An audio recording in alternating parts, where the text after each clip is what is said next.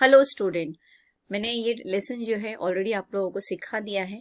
आज हम इस लेसन का समरी देखने वाले हैं। English chapter number 1 summary. Snake bite.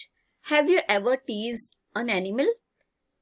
What did you elder have to say to you? How did the animal react? Did you think about how the animal felt? In this story, the narrator Raja is an innocent young boy.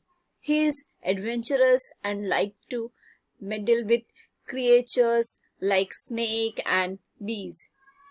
His grandparents are concerned about his well-being and safety. Once when a bee sting him, they think he has been bitten by a snake. His grandfather takes him to a man who he believes can cure snake bite. Let us read the story and see what happened. So students, already ये lessons मैंने आपको अच्छी तरह से सिखा दिया है। आज मैं आपको इसका समरी बताऊंगी।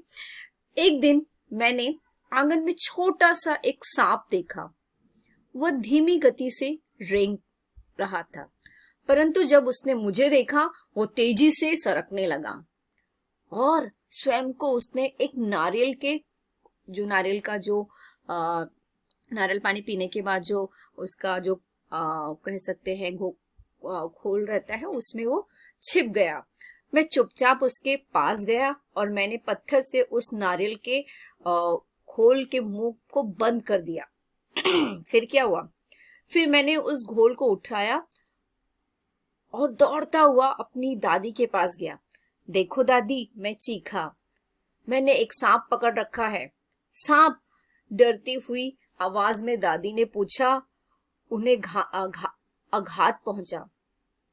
वह मदद के लिए चिल्लाई। दादा दौड़ते हुए आए।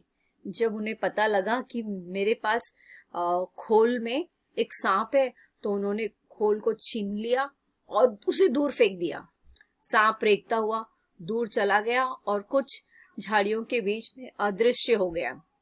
दादा ने मुझे चेतावनी दी कि कभी भी सांप के पास नहीं जाओ, क्योंकि सांप बड़े खतरनाक होते हैं।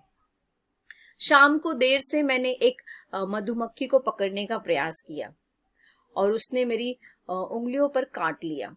मुझे तेज दर्द हुआ। मैं दौड़ता हुआ दादी के पास गया और मैंने उन्हें बताया कि मुझे काटा गया है और मैं चाहता था कि वे मेरे दर्द को रोकने के लिए कुछ करें।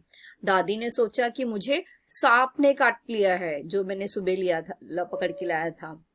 उन्होंने दादा को बुलाया, आओ और देखो कि राजा को क्या हो गया। दादा तत्काल आ गए। उन्होंने मेरी उंगली को देखा और उसके ऊपर एक नीला जो दाग था देखा। बिना कुछ बोले उन्होंने मुझे अपने हाथों में उठाया और दौड़ना शुरू कर दिया। वे बगीचे के पार तथा धान के खेत के मध्य में दौड़ते हुए गए और वे दौड़ते ही रहे और तब तक नहीं रुके जब तक हमारे घर से काफी दूरी पर एक स्थान है, एक छोटा सा, घर के पास नहीं है, बहुत दूर है। फिर उन्होंने उस व्यक्ति को बुलाया जो वहां रहता था। सफेद बालों वाला एक बूढ़ा आदमी घर से बाहर निकला।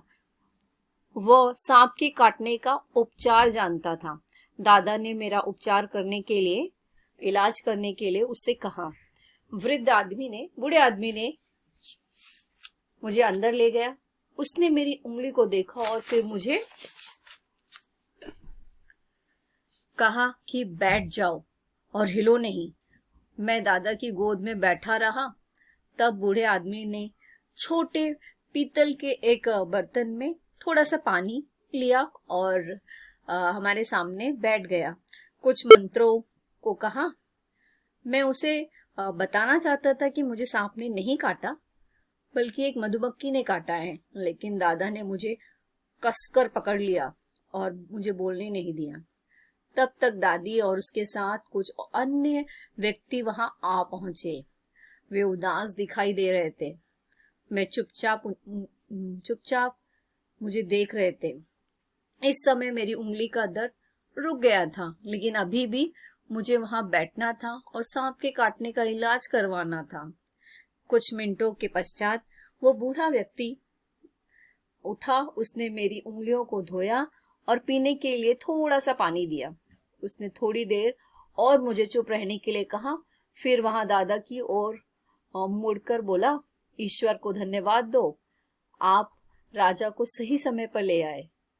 अब वह खतरे से बाहर है।